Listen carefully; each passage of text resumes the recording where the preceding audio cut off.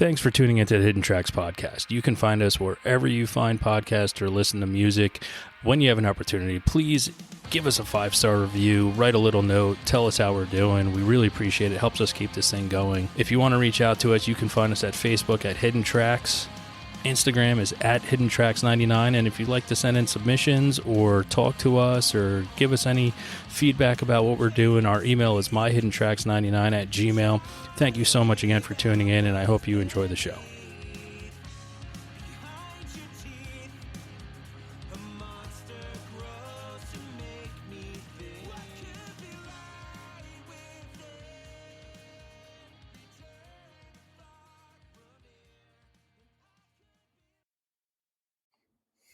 Welcome to another edition of Hidden Tracks. Today I'm here with David Climaco Garcia, singer-songwriter, composer out of Albuquerque, New Mexico, doing some really cool things, so check it out. So welcome to the show, David. How you doing, man? Hey, good. Thanks for having me, Shane. It's my pleasure. It's our pleasure here to have people on the show that maybe not everyone knows about. So Yeah, it's great to be here. Yeah, cool show. Thanks, man. So let's get right into it. Singer, songwriter, composer. You do a lot of stuff. You got solo stuff. You're also in a band with your wife, which is pretty cool. Yeah. Beloved. Listen to some of that. That's really cool. So, cool, man. What are you doing nowadays in this world? Kind of getting back to normal. How are you doing as a musician and an artist dealing with all this? Oh man. Great question. I mean, it's we've actually been really busy in the last couple months as musicians. We've just been playing shows all over New Mexico and Colorado, which has been really great. So I think everybody was just ready to have music again, and we were ready to play. So we've got like 2 or 3 bands going. So we've just been in various incarnations in pubs and breweries around the area. So what's that been like to get back out? And how are people reacting? Because that's my biggest thing right now is I'm preparing to go to shows. I'm booked for the rest of the year, but my first show is going to be in September. Mm-hmm. So it's I don't know how to react. How is the crowd? How do you feel on stage? What is it like, I guess, right now? Yeah, man. It's been really interesting, because everybody has kind of come out at a different pace. So, we sort of agreed to do a little private party. It was the first thing. And we showed up at the party in our masks, and, we try to be really conscientious and safe. We have 2 kids, and so people were vaccinated, but we were still wearing our masks, and it was strange, to be just to be around people at all, and then we pulled the masks off and played, and it was a surreal experience for sure, but it seems like over the last couple months, things have been in New Mexico, things have been pretty open for the last month or so. So, right now it feels like we're just back in the good old days. Yeah, well, man. That's good, man. My thing is I just don't know how I'm going to react. And it's just one of those things where going to 9 shows a month was my lifestyle, and then for it to abruptly stop and trying to figure out am I going to be okay? Am I going to feel okay? Yeah. So it's nice to see that people are getting out there and playing, and there's a lot of good things going on. So that's awesome that you've been able to do that already.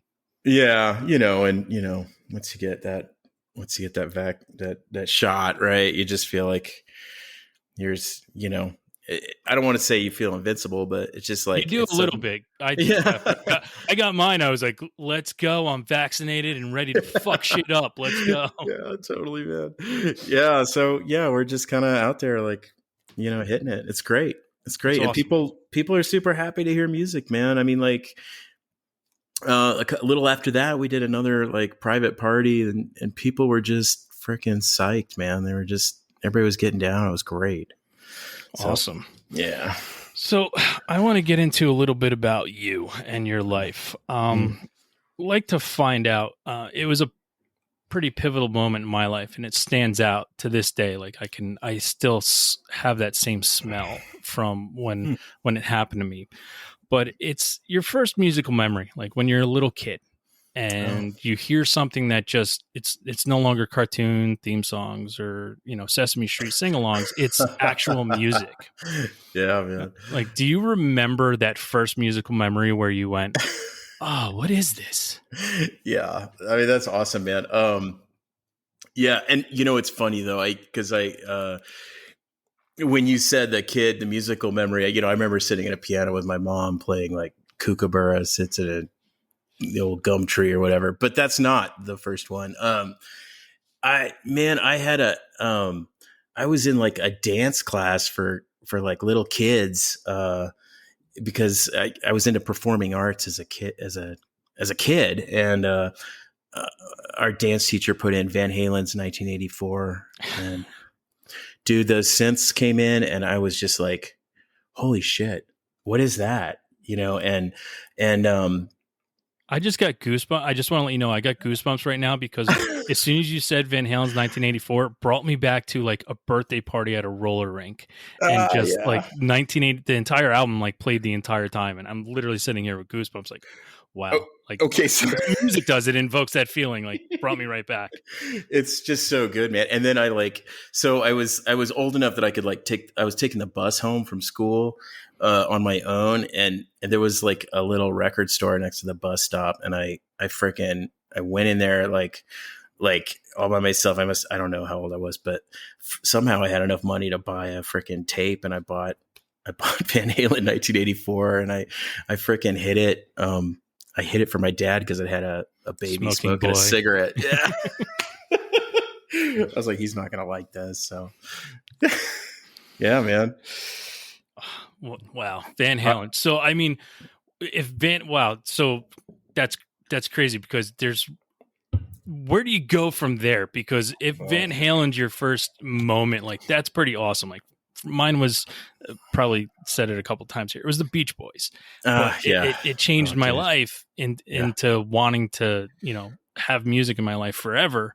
And you started with like possibly one of the greatest rock bands to ever walk the face of the earth. That's pretty fucking dope. Like, so where do you go? I don't know, man. I mean, he also, that same dance teacher, man, like also choreographed something to frickin' Imagine by John Lennon, and that piano, that piano riff just kind of stuck in that's just so profound too. So both of those were really amazing. And then, it's funny that you talk about like cartoon theme songs. This is a little embarrassing, but I literally had my tape recorder. I would record the theme songs of all my favorite TV shows and then jam out to them. I literally had a mixtape of like freaking like Transformers and well, what was cool for me growing up, like as a punk kid in the 90s, there was two comps out. One was Saturday Morning, and it was a punk comp where all like my favorite punk bands did covers of all the cartoon theme songs. Oh yeah. And like one of my favorite bands of all time, Face to Face, covered my favorite cartoon, which was Popeye. But then there was another punk compilation called Punk TV, where they covered like every TV, like MASH and like all the theme songs from the 70s and 80s. It was so awesome to like have that, which is pretty cool that you're sitting there with a tape recorder trying to record all that stuff. Oh, dude, I had like, cause now I was a kid in the 80s, but it was like Family Ties and freaking, I think like Night Court was on there. Like and Cheers, the Cheers theme song. Oh my gosh. I mean, and these are really great little, I love tight pop songs, man. And those are all really, really great examples of that. And are they trite? I suppose, but man, they're all so well crafted. And it was, that was a golden age of television, man. It just like kind of wrapped you up in a warm blanket, man, watching those shows. So yeah, I mean, I think the only theme song I know now is like Law and Order. Like, Mm-hmm. there's nothing really to sing along to anymore. Yeah, and the Greatest American Hero. I mean, I don't know. Yeah, no, listen, that's me too. So I'm Geeking right out. there with you. This is a great song, like of itself. Like, just Yeah. even without the shitty show was a part of it, that was a great song. It was, man. Yeah, yeah. It's there's something about that whole like time, that texture, like and it does sort of transport me. I was a kid in Southern California, and just sort of you experience things in a way that at that age that you just don't experience them later, and then you get them through we get glimpses of it, but as a kid you're just like sucking it all in, man. Yeah, I mean, Yeah. if there was one wish that I was never granted, it would have been when I was a little kid saying, "I wish I was older." It's like I like that's the one wish that I wish was never granted. But so be it. Yeah. But you brought up playing, sitting with your mom playing piano, and is that your introduction into the creation of music? I'm not sure, man. We had a really interesting kind of limited musical thing in the house, and my mom had been like some kind of she played in band and stuff, and we got a piano, so we did some of that. But I came at the whole thing through theater, because I was an actor as a kid, and I was always singing in musicals, which it's such a great. I mean, I think show tunes are such an integral part of the American musical lexicon. So yeah, I think people shit on them too much, because there's some fantastic stuff. I may be biased because I was in a high school play Fame and with my solo, so I may be biased about it. But little do I know, I just literally shot myself in the foot on the show. But you're done, man. All street cred's out the fucking window now. Awesome.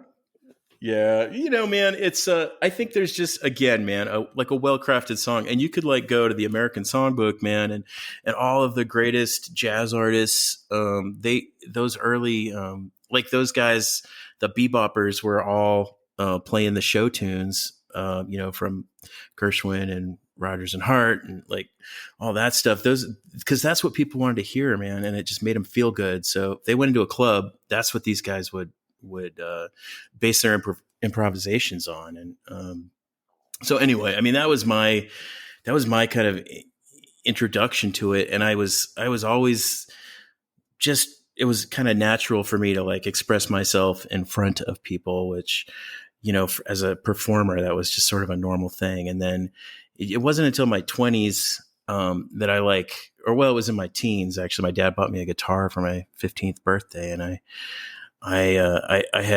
think it was the summer before I'd started like digging through his record collection and pulled out the Beatles and Simon and Garfunkel and Crosby, Stills and Nash, and was listening to them over and over again. And I think he just was like, "Oh, this kid should get a guitar." And then I just started writing songs, and really my life is like in the theater kind of it seemed like it was sort of due to end at some point because I kind of was done expressing myself with other people's words. And sure enough, I dropped out of theater school, and after 3 years in college, and started playing in the subways of Boston. Wow. Yeah. I was just like, I'm kind of sick of singing other people's songs and doing other people's words. And I just kind of bailed. Do you remember the first song you ever wrote? Yeah, I do. It was for this girl that I was dating in high school, of course. And yeah, you got it. That was the other thing. It was sort of like you could get people's attention that you wanted to get, whose attention you wanted to get. So, only if it was good, right? Yeah, it was good enough, man. And we had we developed a little cult thing in the high school. We'd all sit around and sing these songs, and it was cool, man. We had a lot of fun. What was the name of the song? Shit, I don't know, man. It was like it was kind of a rip off of Brown Eyed Girl, and I Yeah. So it was sort of like oh, I really don't remember, man. It was like the words were like, I know a girl who's magical. And so, All right, we can stop there and we'll go on to yeah, something else. okay, move on, man. You cut that part out, okay? Yeah. Mark for edit. Yeah. So when you started playing in high school and stuff, did you have a band? Like, were you looking to play with other people, or did you have this thing where you're like, let me see what I can do by myself and create and bring other people in? Or was it, as a kid, you're usually going right into like, I want to play with other people, I want to jam and start a band?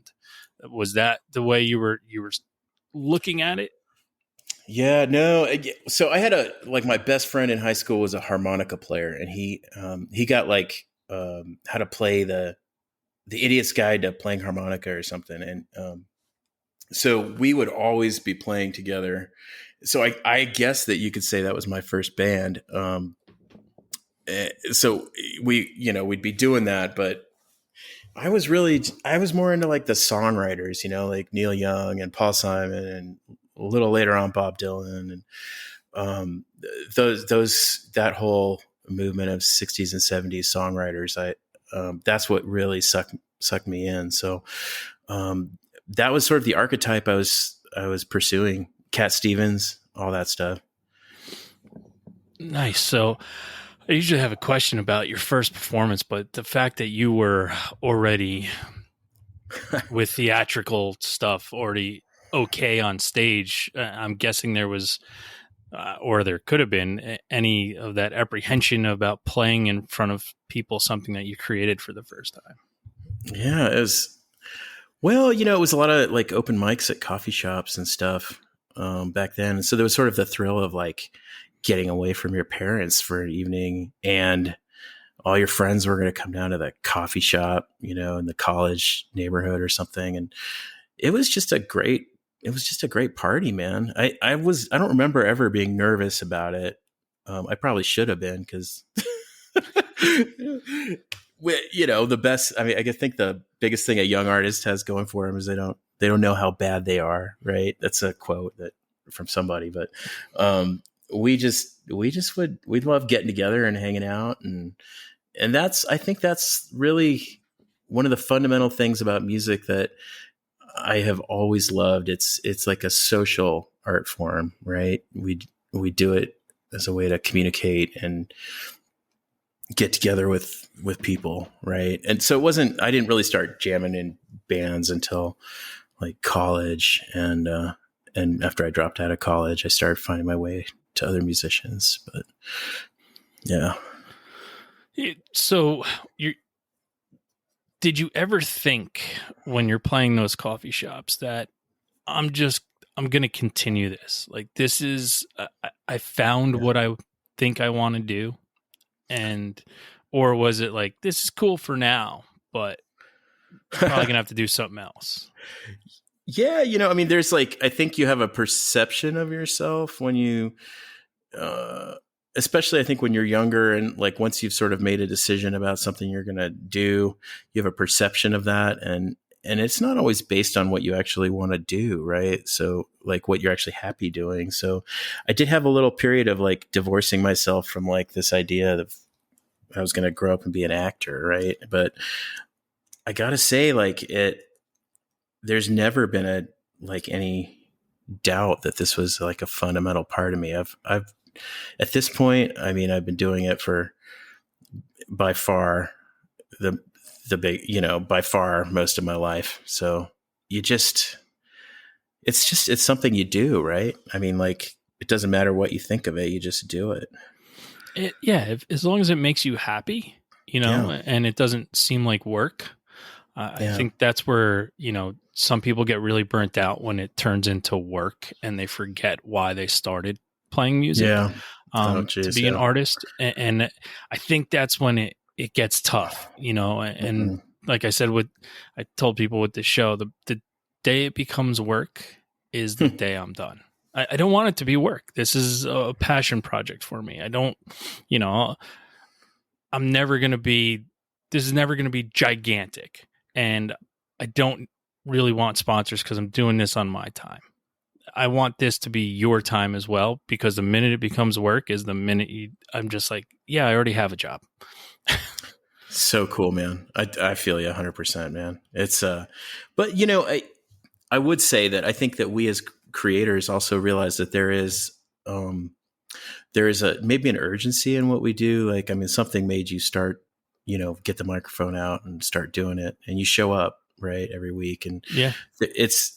there is a work ethic that has to underlie, because it really is. I mean, I don't know. How do you really say it, right? No, I understand it, because there really is, and I've said it before to people. People think it's just I turn on a microphone and then we go and hit record and we're done. And people are like, "Oh, it's cool. It takes you an hour." Now, one show takes me basically, 8 to 12 hours. All the research, everything to put together, making sure everything's ready to go, getting in touch with you. There's a lot of work that goes into it, but to me, it doesn't feel like work. And I just have that, I'm lucky that I had said it before, one thing my father used to tell me was, you can't teach work ethic. And all I ever said to him as a retort was, I go, you can, Dad, because I have the same work ethic you do. And I watched you bust your ass. So it can be taught. You just can't sit down in school and learn it. Totally. And I mean, I guess did Michelangelo feel like he was working when he sculpted David? I mean, not that anybody has to be that level of genius, but it's just something you find when you get yourself lost, and your ego's out of the way. Yeah, that's ego. That's it. Yeah. Right. Fuck it. Yeah, man.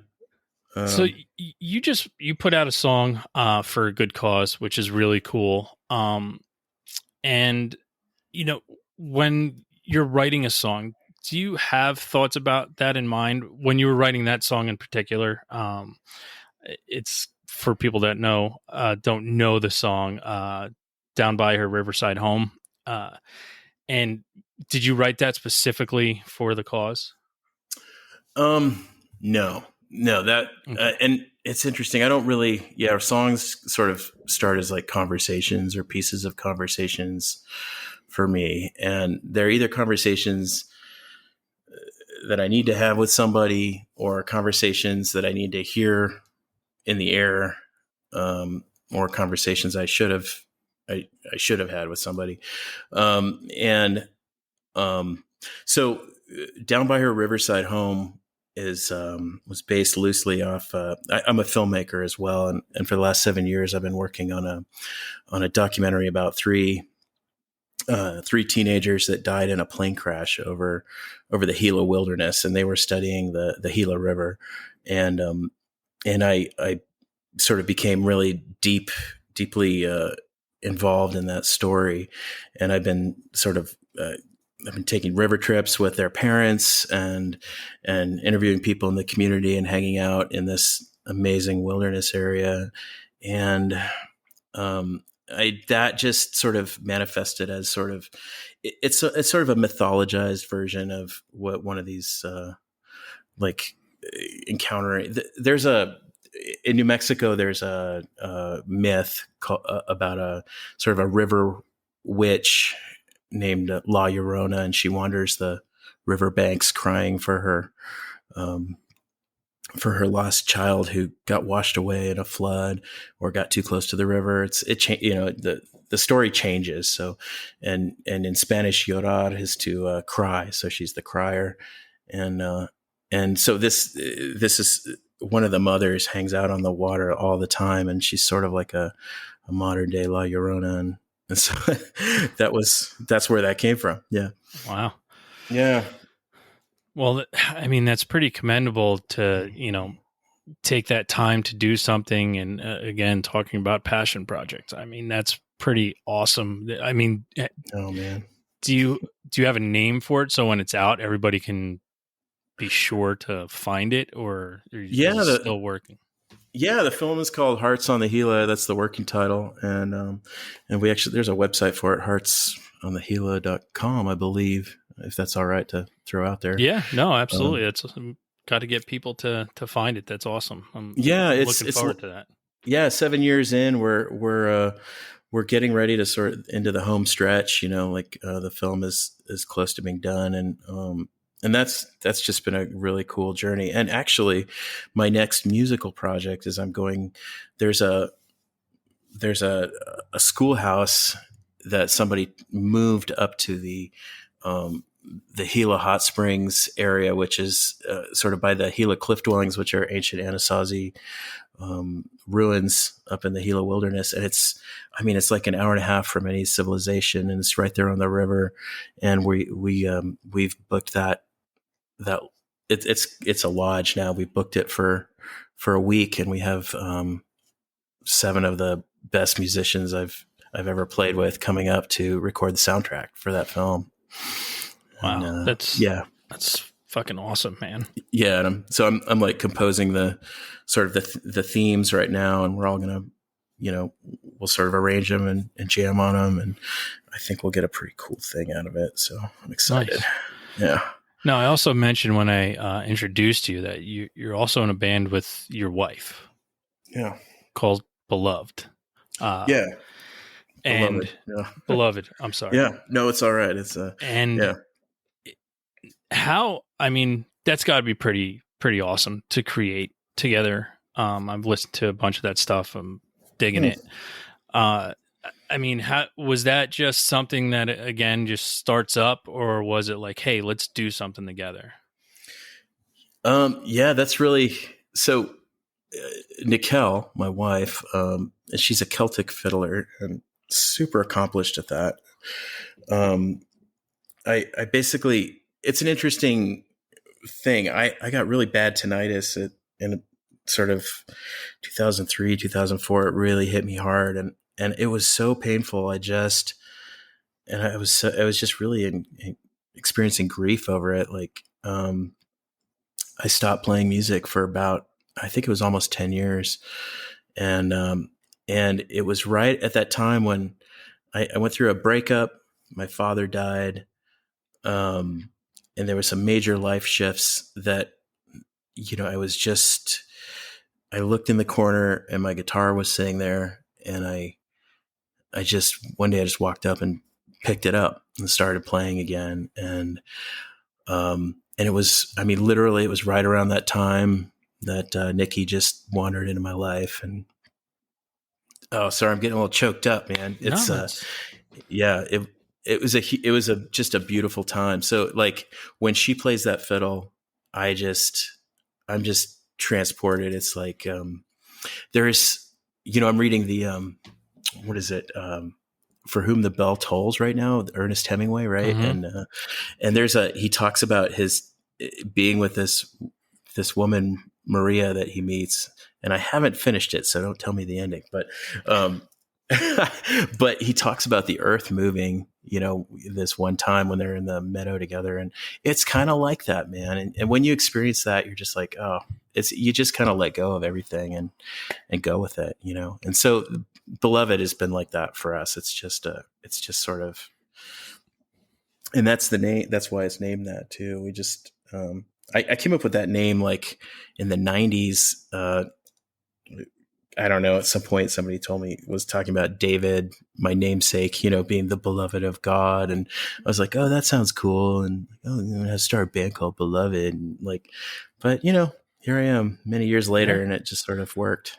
That's awesome, man. That's awesome. And it's a good story, and I you could tell in your voice you were getting choked up, but that just goes to show the type of person you are, and the stuff that you're doing.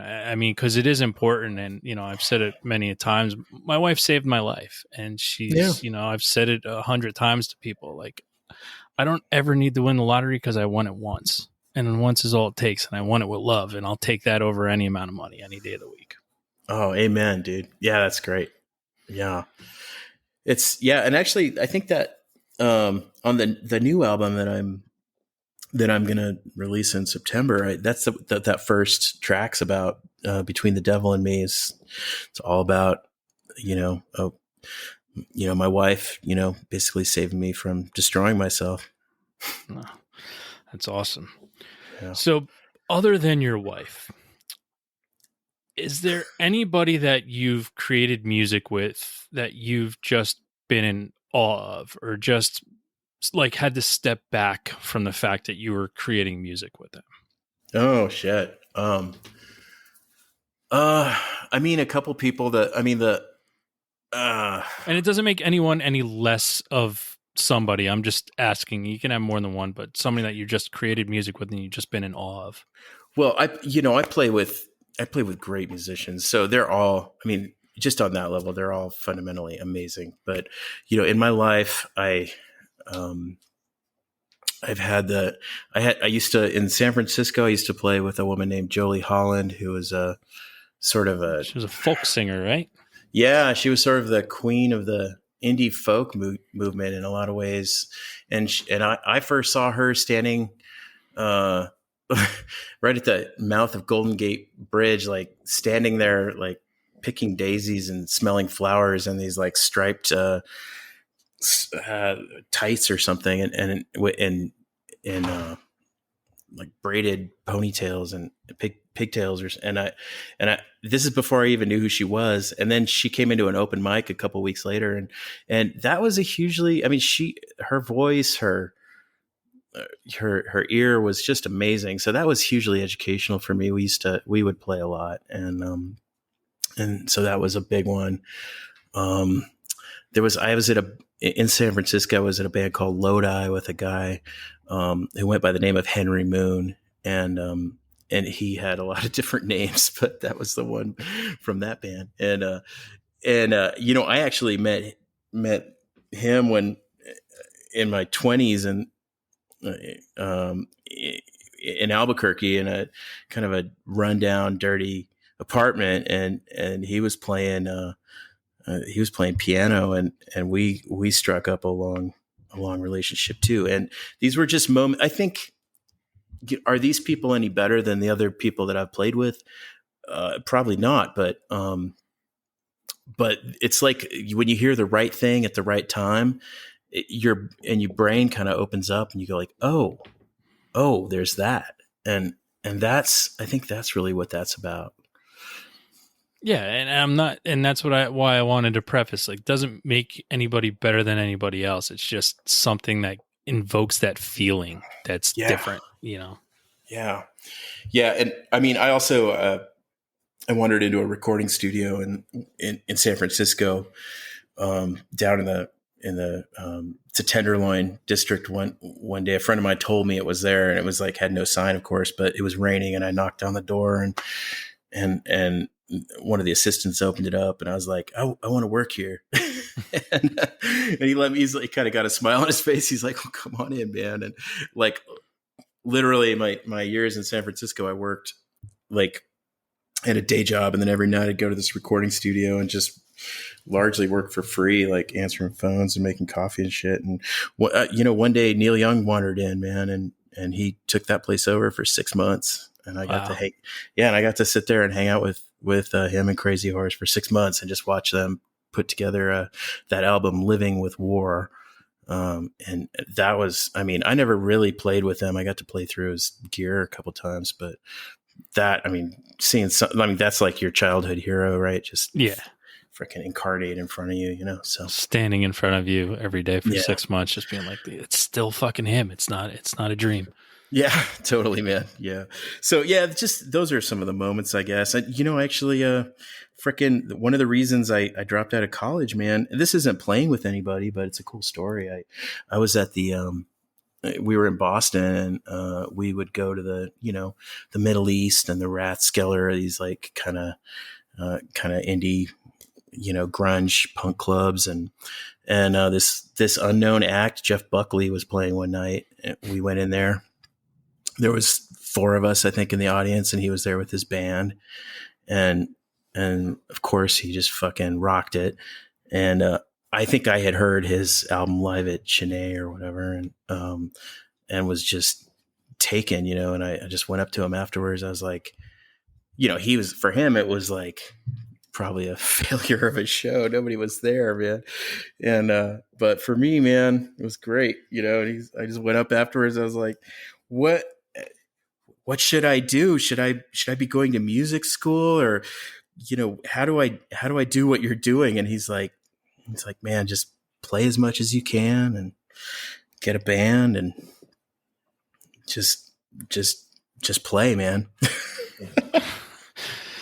Well, that's all it is, really, right? You just got to keep doing it, just like anything else. You keep doing it, and hopefully something comes out of it. But if not, you can still enjoy yourself, and that's what it's all about. Yeah. Now, do you have a favorite song that you've created? Like, is there a song that you're just like, that's the best I've done so far?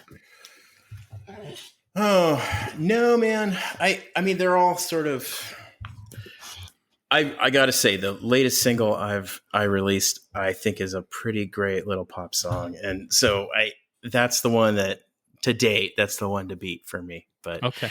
Yeah, that's called, Everybody Gets to Be Wrong. And I, that song for me,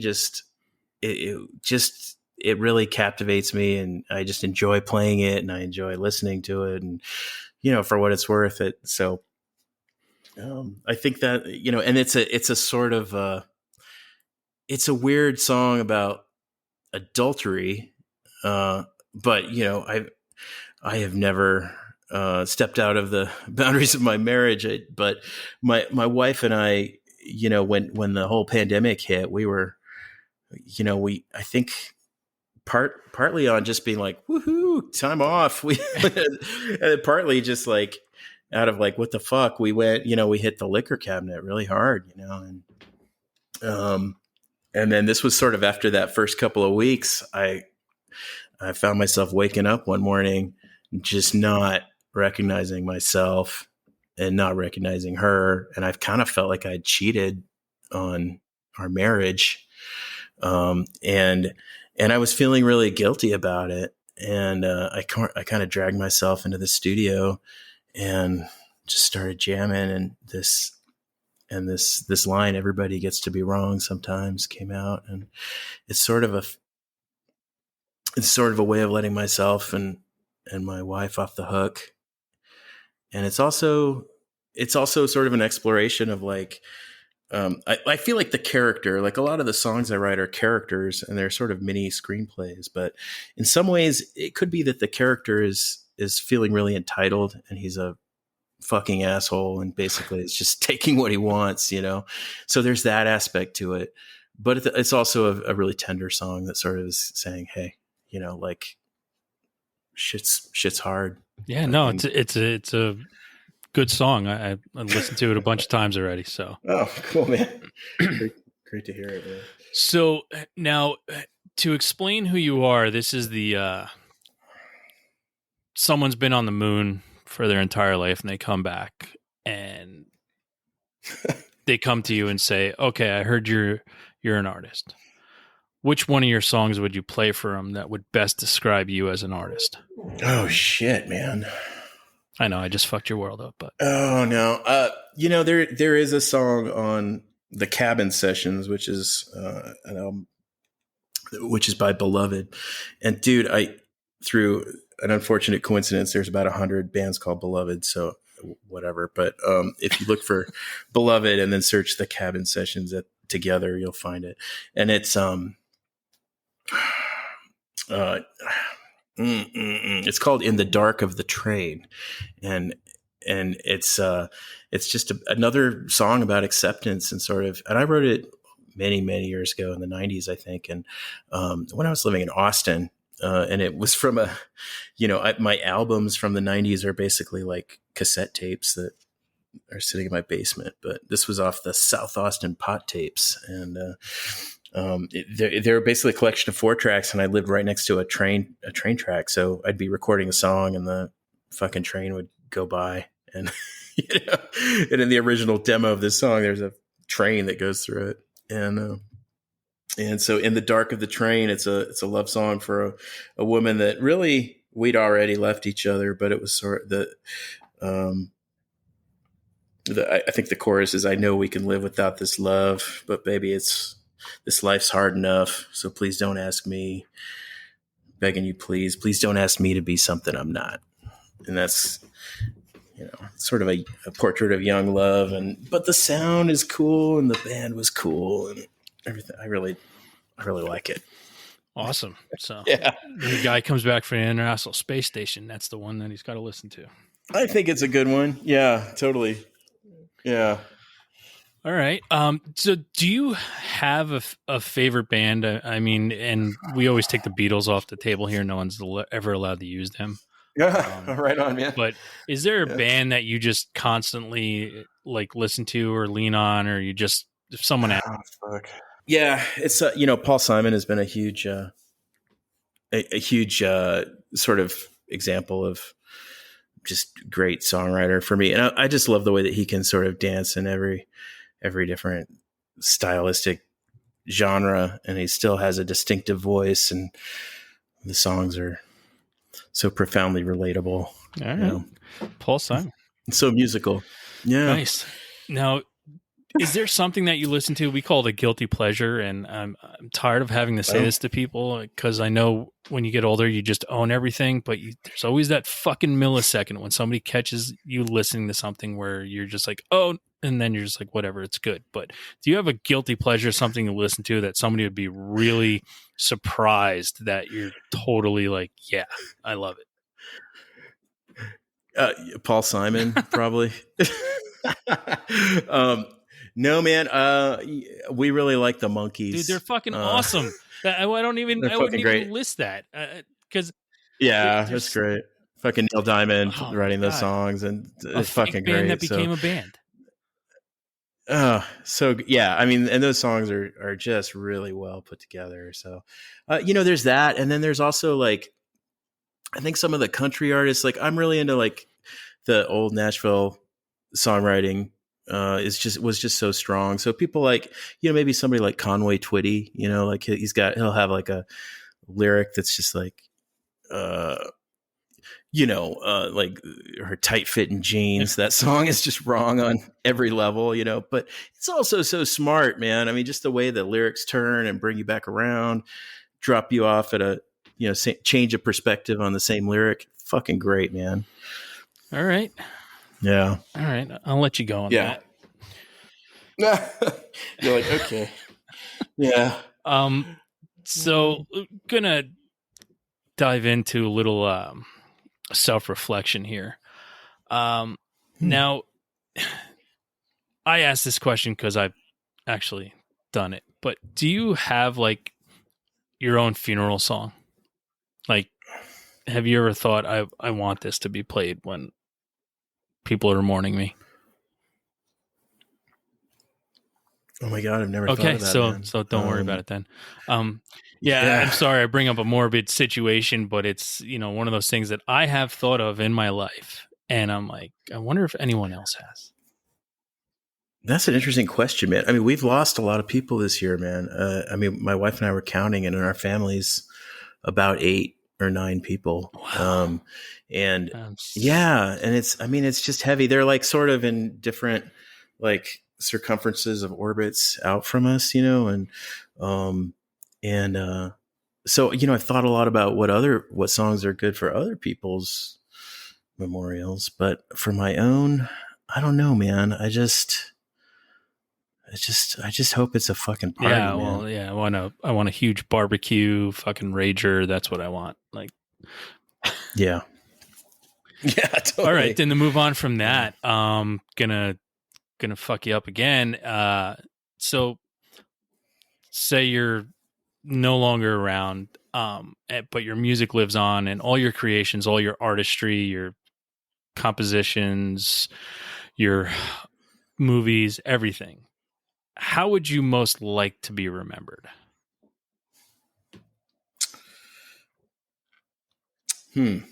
Well, I guess, I mean, as a whole, as a whole body of work, I think would be great. Like if people could really, I mean, if my body of work could be looked at as sort of a catalog, I think that would be really, really great. It's just because it really is that. It's the songs I write in particular.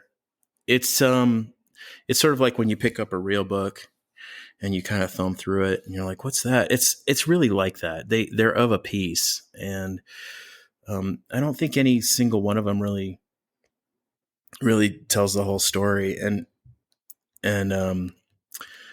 so I guess that as far as the body of work, I would feel that way about it. My own life, I feel like it's just sort of been a journey from like just not having a clue to sort of some kind of redemption through love, you know? So I guess that would be my arc, but an eventual, that's not very, the pictures aren't great there, but you get the gist, I hope. Yeah. It's all good. It's all good. It's tough to self-reflect sometimes and think about mortality. Yeah. So, well, I will say this, man. So there's some interesting things, like, you know, I lost my mother last year, and my father passed away in about 6 or 7 years ago. And sorry, man. Well, thank you. I appreciate it. But you know, I think those are moments in your life when you realize that you are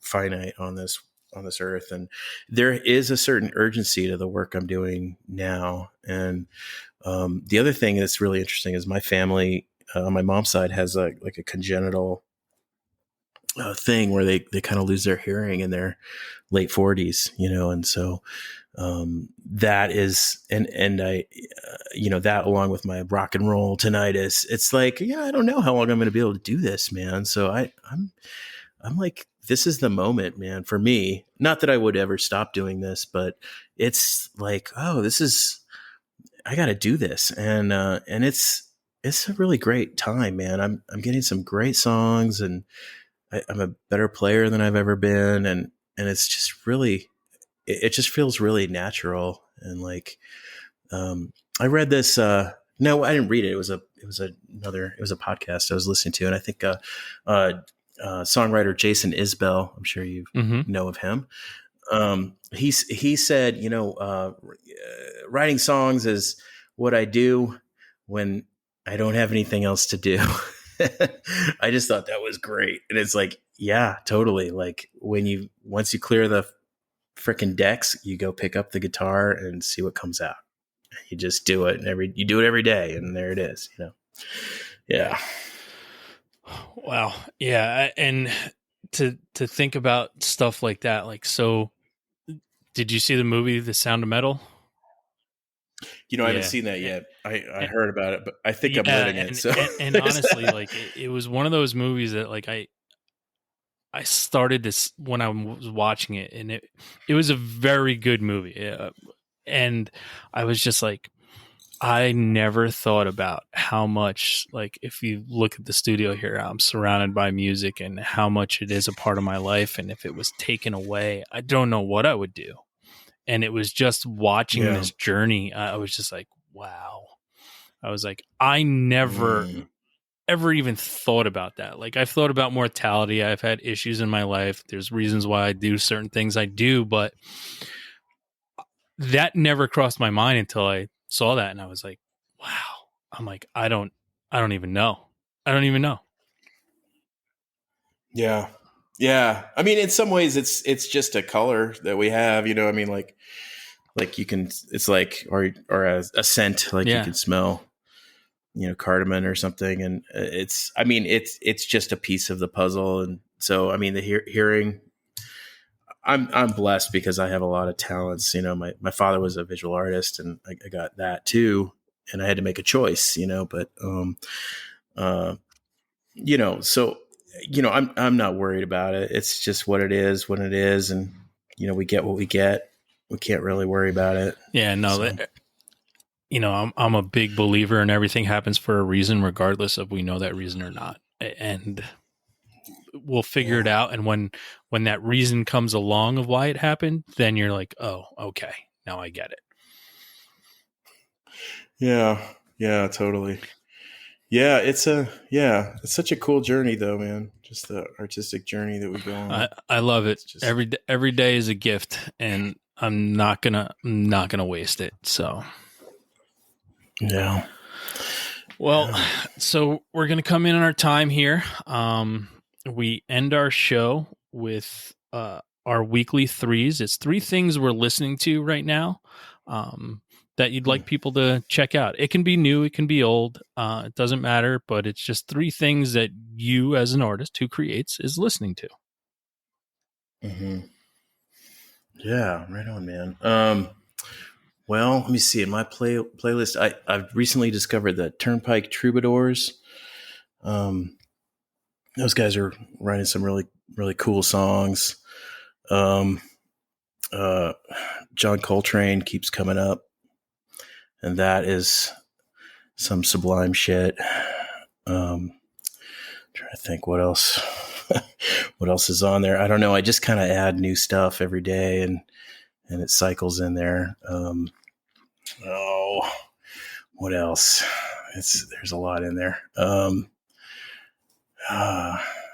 This band First Aid Kit was on the other day. They're awesome. They're a very good band. Yeah, really enjoying that. Oh, that band Wye Oak too. That was 3. That was more than 3. Sorry. We'll allow it. It's my show. I can nix and I'll allow it.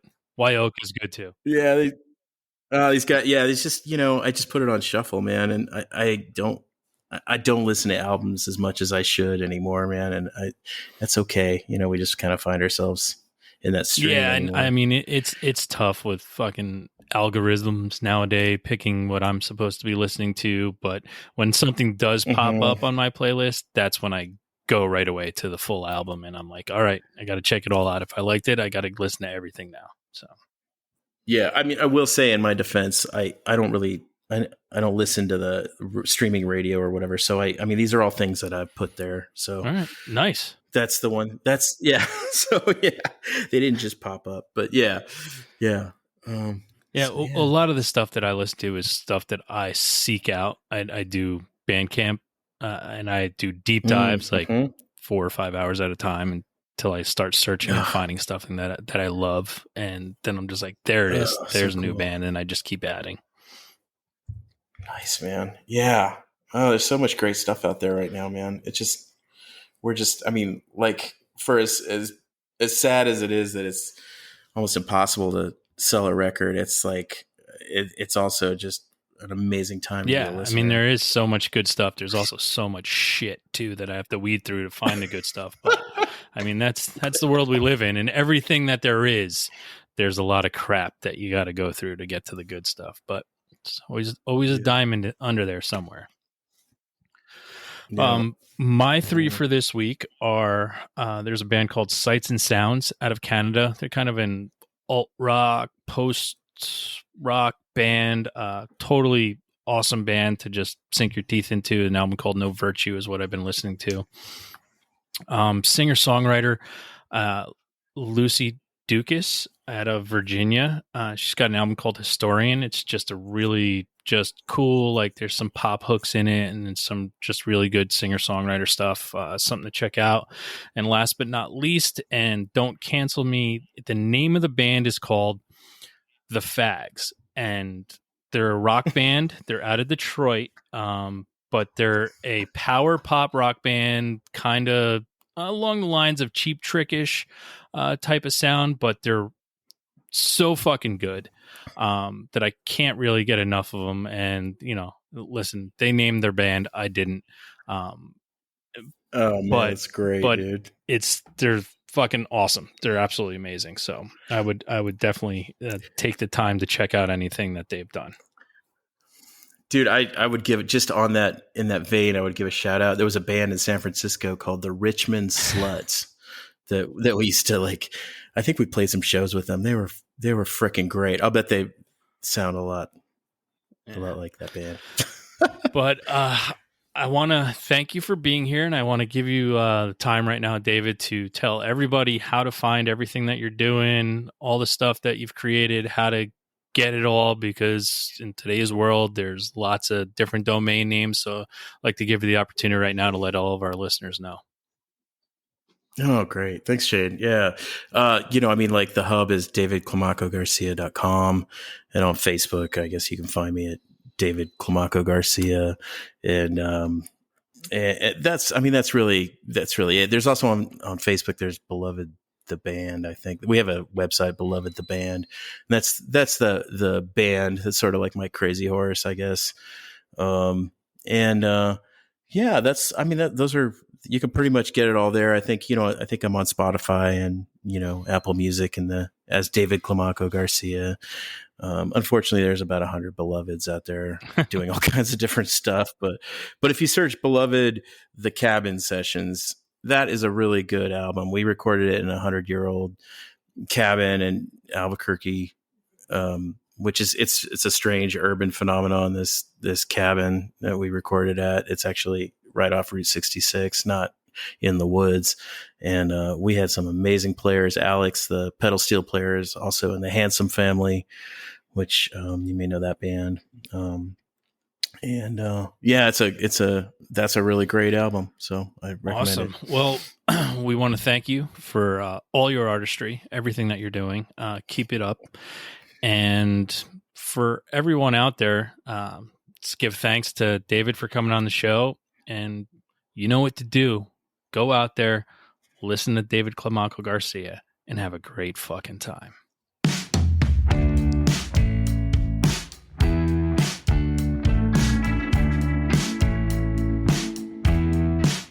It was a fine time,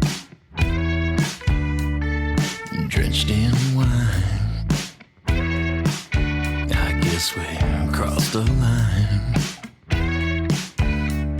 A trail leading back to the door. Clothes scattered on the floor. But everybody gets to be wrong sometimes. Everybody gets to be wrong. Guess I'm taking my turn tonight. Guess I'm taking mine. These are hungry crimes, eating these songs tonight, that break the line, and their colors scattered on the walls, rainbows running down the hall. And everybody gets to be wrong sometimes.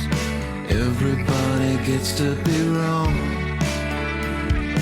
Guess I'm taking my turn tonight. Guess I'm taking mine.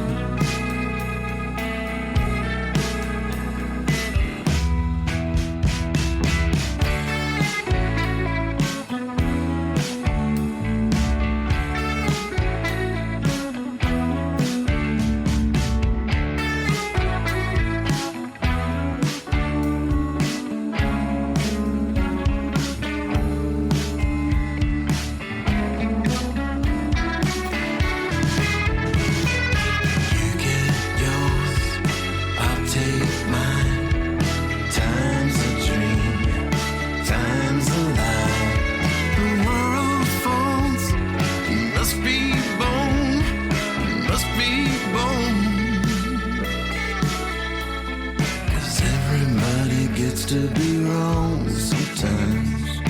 Everybody gets to be wrong. Guess I'm taking my turn tonight. Guess I'm taking mine. Yes, I'm taking mine.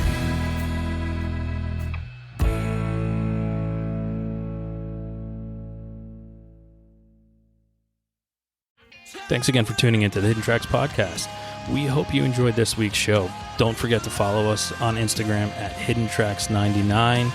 Also, send all your submissions to myhiddentracks99@gmail.com. Tune in next week. You may find your new favorite band, and don't forget to go out and have a great fucking time.